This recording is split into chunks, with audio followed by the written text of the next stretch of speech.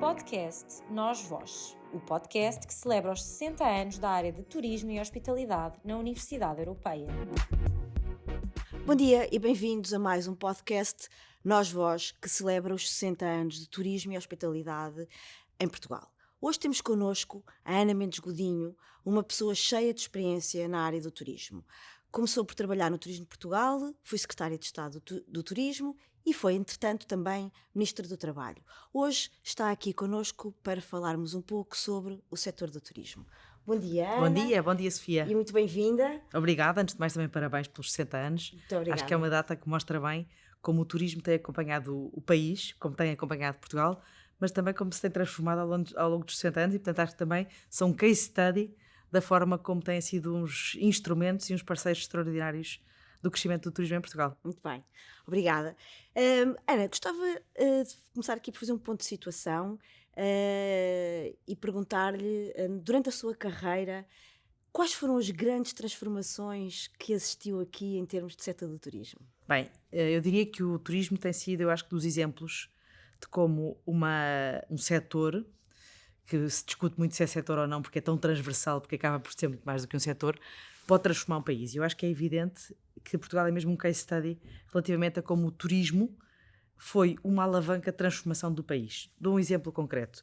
Quando em 2015 construímos o Plano Estratégico Nacional do Turismo, com uma grande participação ativa, seja dos players tradicionais do setor, seja nomeadamente dos mercados internacionais, e na altura fizemos vários focus groups internacionais nos vários mercados, não só os tradicionais para Portugal na altura, mas também os mercados que nos interessava diversificar e chegar de uma forma diferente.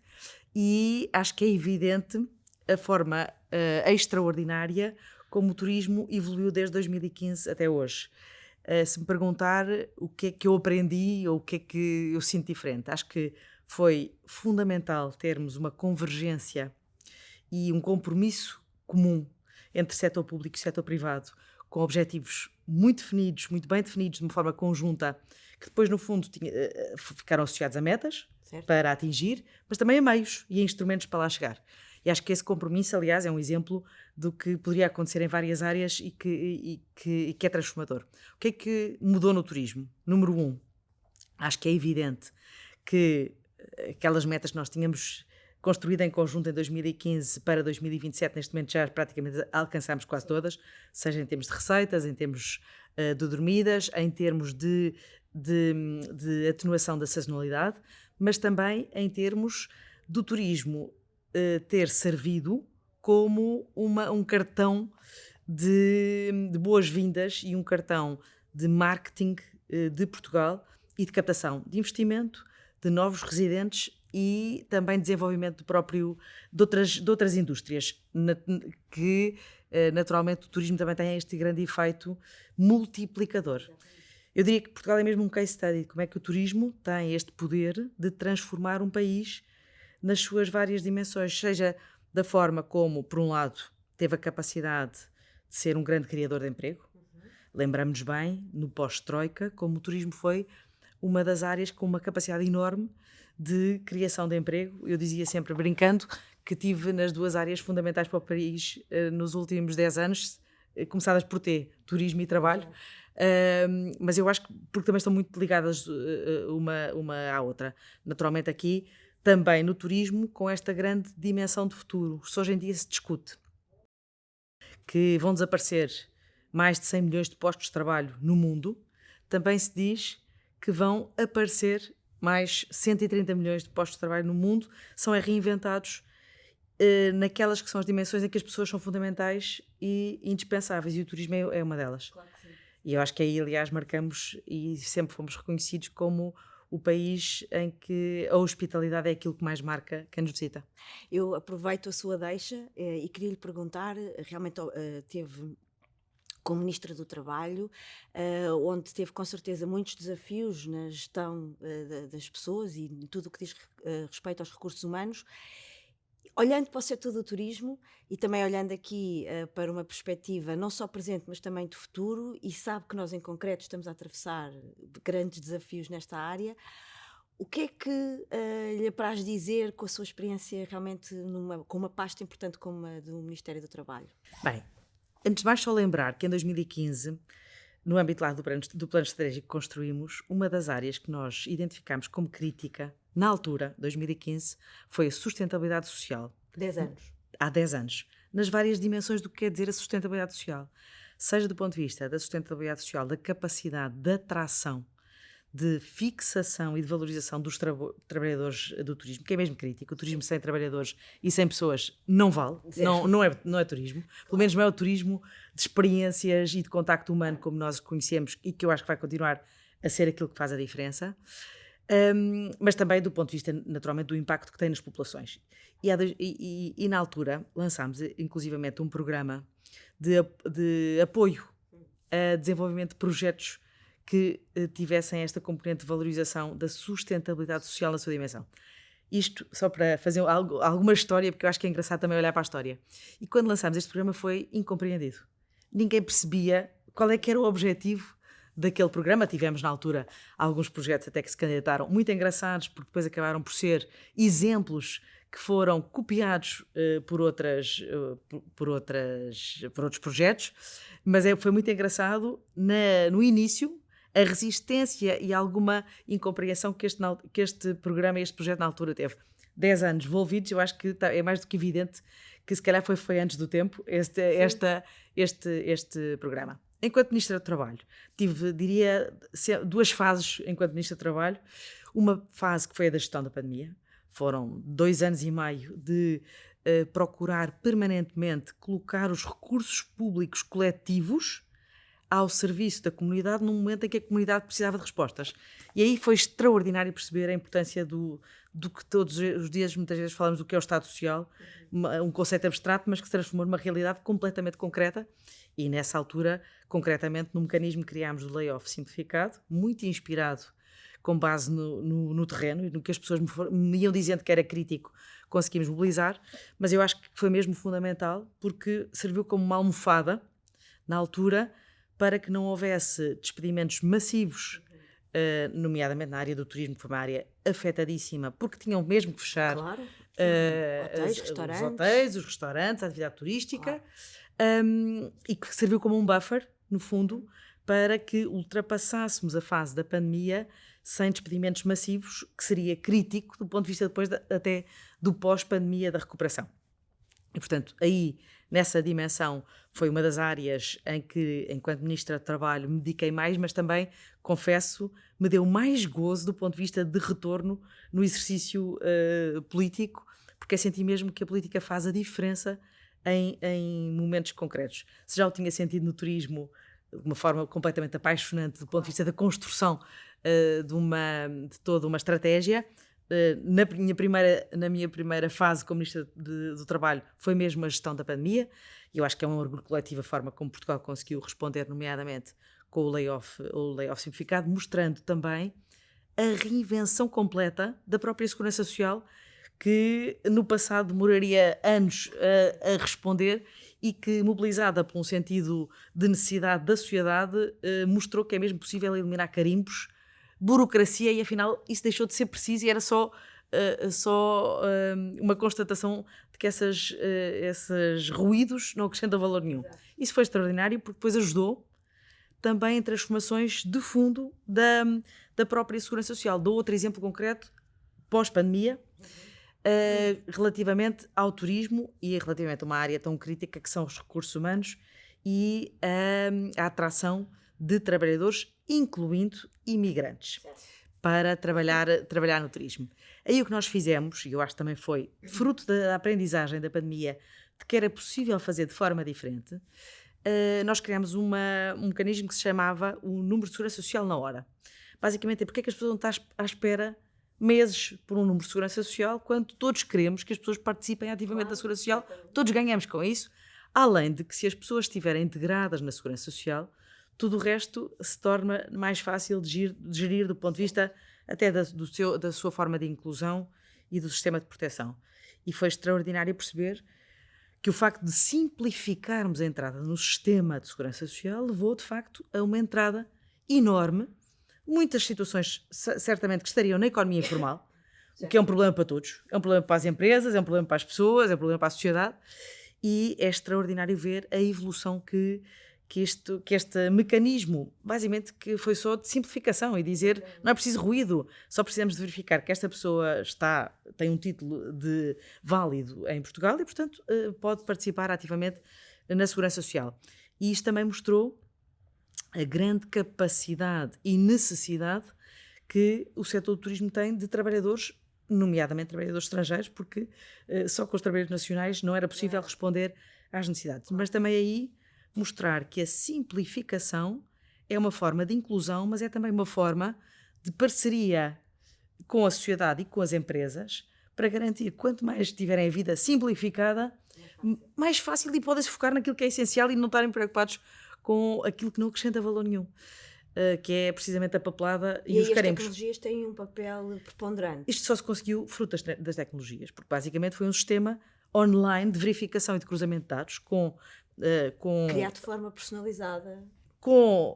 No fundo foi um sistema de registro online em que a própria administração pública passou a cruzar os dados internamente sem pedir às pessoas 200 mil papéis a que a administração pública já tinha acesso à informação internamente, mas que permitia cruzar os dados e automaticamente dar o número de segurança social à pessoa.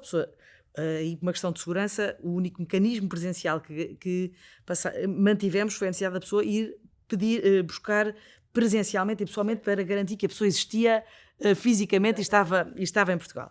Mas isto para lhe dizer, ou seja, esta transformação também das novas tecnologias é uma enorme oportunidade de foco da própria administração pública naquelas que são as suas missões essenciais, mas também de libertação, seja da administração pública, seja das empresas, para aquilo que não acrescenta valor nenhum.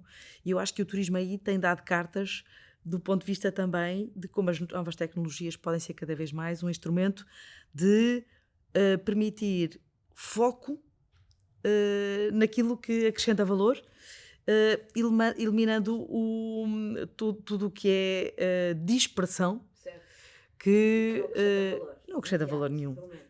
Com impacto naturalmente, e essa também é a discussão neste momento do presente e do futuro, com impacto naturalmente nas próprias profissões. Certo. E, portanto, certamente muitas profissões também do turismo terão que ter aqui uma reconversão, e estão já a ter uma reconversão brutal, e aí diria que a europeia tem um papel fundamental nesta dimensão, porque cada vez mais os países que tiverem as pessoas com os talentos das competências que são as competências necessárias hoje em dia também no turismo, são aqueles países que vão ganhar esta que é, diria, a maior disputa no mundo, que neste momento é mesmo por talento. Certo, muito bem. Não, e exatamente, infelizmente temos muitos casos, não só da europeia, mas também de outras universidades, de profissionais de excelência a ocupar cargos internacionais lá fora e que nos enchem de orgulho. E pegando nesta componente da internacionalização, eu queria também, com base mais uma vez na experiência da Ana, perguntar-lhe, ou seja, no fundo é mais uma confirmação depois do seu discurso, realmente o turismo tem contribuído muito para a forma como a imagem de Portugal é projetada lá fora. Nós temos dado aqui um boost grande, no fundo. Eu acho que o turismo tem sido o grande embaixador de Portugal. Basta pensar que em 2015, quando fizemos estes focus groups, nos Estados Unidos, por exemplo, que era um mercado para o qual queríamos muito posicionar Portugal. E conseguiram. Era isso que eu ia dizer. Não, é espetacular. Isso é que é extraordinário na política pública e na definição de estratégias com metas e com objetivos que depois vão sendo monitorizados. Não vale a pena ter uma estratégia se não houver depois monitorização e avaliação. Mas verdadeiramente isso eu acho que é mesmo apaixonante e espetacular perceber que é mesmo possível. A política eu acho que é a arte de fazer impossíveis quando há a capacidade também de mobilização de todo o ambiente para isso acontecer. Mas no caso do mercado americano, como eu dizia, em 2015 testávamos, ou fizemos vários focus groups nos Estados Unidos com operadores, com alguns grupos identificados de áreas em que queríamos de alguma forma impactar e ter a avaliação da percepção que havia sobre Portugal, e Portugal continuava como um país perto de Espanha, sem grande referência. A verdade é que, a Sofia sabe isso, apostámos imenso no mercado americano, na altura, por várias razões, desde logo porque é um mercado que deixa muito valor em Portugal, é um mercado que viaja ao longo de todo o ano, que não se concentra em alguns destinos, tradicionalmente até aqueles mais conhecidos, como o litoral, e portanto é também um mercado que gosta muito de descobrir o país. Que dá valor à segurança. Que dá imenso valor à segurança, que dá valor à saúde, que aliás é um mercado que viaja ao longo de toda a vida, mas também muito com a promoção do envelhecimento ativo a viajar, sim. E portanto a viajarem por todo o país, e também um mercado que nos interessava na altura muito, porque podia ser um mercado muito interessante do ponto de vista até de dinamizador, de atração de investimento para Portugal. Aqui, mais uma vez, o turismo como um efeito arrastador de captação de investimento. E a verdade é que, agora olhando para trás, acho que é um orgulho coletivo brutal para todos nós, porque a última vez que eu estive nos Estados Unidos, não havia americano que não me dissesse que ou tinha estado em Portugal ou tinha Portugal na sua bucket list. Isto dá um gozo extraordinário, porque isto resultou verdadeiramente de uma convergência de mobilização, porque teve mesmo que haver convergência. Se não houvesse aumento do transporte aéreo, nada disto tinha sido possível. Se não tivesse havido um foco também das empresas portuguesas apostando muito na sua presença no mercado americano em termos de promoção. Ou, por exemplo, a convergência, por exemplo, também com o surf, se lembra, a Sofia, fizemos uma ação promovendo a onda da Nazaré em plena, sim. Em Nova Iorque, com um impacto brutal. Ou seja, convergência de interesses num objetivo comum, mostra que dá resultado. Isso é que eu acho que é extraordinário. E por isso o turismo é não só embaixador, mas eu acho que é mesmo um exemplo de como quando há um compromisso coletivo, construído em conjunto e com uma estratégia bem delineada, a verdade é que não há mesmo impossíveis que não se consigam ultrapassar. Em 2015, quando definimos as metas da estratégia, toda a gente dizia que nós éramos loucos. Não, isso não é possível. A Sofia não se lembra, mas eu digo-lhe, em 2015, receitas turísticas eram, se me lembro, 11 mil milhões de euros anuais. E nós, na altura, dissemos que queremos chegar a 27 mil milhões de euros em 2027. Depois, praticamente, chegámos já àquilo que toda a gente dizia que era uma utopia. Significa que não há mesmo utopias quer dizer, utopias há, mas conseguimos chegar quando nos focamos e temos este tal compromisso direção, coletivo mobilizando meios. Claro, exatamente. E em termos de futuro? Portugal, turismo, o que é que... Acho que Portugal tem preparados? Portugal tem tudo para continuar a ser uma referência e um líder no turismo. Aliás, porque, número 1, acho que há plena consciência de todos os stakeholders do turismo que a aposta na sustentabilidade ambiental e social é crítica do ponto de vista de futuro. Temos um enorme desafio pela frente, é evidente que temos um enorme desafio pela frente e que precisa também, mais uma vez, até de uma estratégia muito focada e muito direcionada para responder a este grande desafio, porque o turismo, como sempre, está a evoluir e a transformar-se muito rapidamente. Aquilo que nós achávamos que ia acontecer daqui a 10 anos já está a acontecer. E, portanto, quem conseguir liderar neste momento esta agenda do turismo sustentável na dimensão social, na dimensão ambiental, tenho a certeza que vai ser quem vai liderar o futuro. E, portanto, nós temos aqui uma oportunidade imensa. Não podemos estar à espera que a transformação se faça sozinha, porque não se faz. E tem que haver mecanismos especiais de aceleração desta transformação que, mais uma vez, exigem compromisso. E eu acho que é mesmo isso que neste momento é essencial fazer. Tenho a certeza que Portugal, mais uma vez, vai dar cartas, mas não pode estar à espera que as cartas sejam distribuídas. Temos mesmo que ser nós a distribuí-las e ir a jogo. Muito bem. Ana, gostava de, no final desta nossa conversa, deixasse uma mensagem aos nossos alunos, aos futuros profissionais do turismo e da hotelaria. Bem, então, minha mensagem, número 1. Não há impossíveis quando acreditamos que o caminho que estamos a fazer é o caminho certo. Número 2, o turismo é, diria, o instrumento de transformação mais poderoso de um país, de uma sociedade e de vidas concretas de pessoas.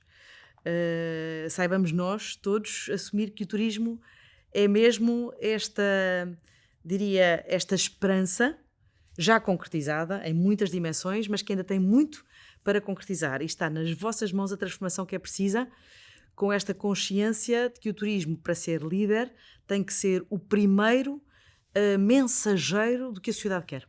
Muito bem. E assim, então, com esta mensagem de esperança no futuro, que terminamos esta agradável conversa com a Ana Mendes Godinho, a quem agradeço mais uma vez a presença Obrigada, hoje Sofia. aqui. Muito obrigada a todos que estiveram a assistir e até à próxima.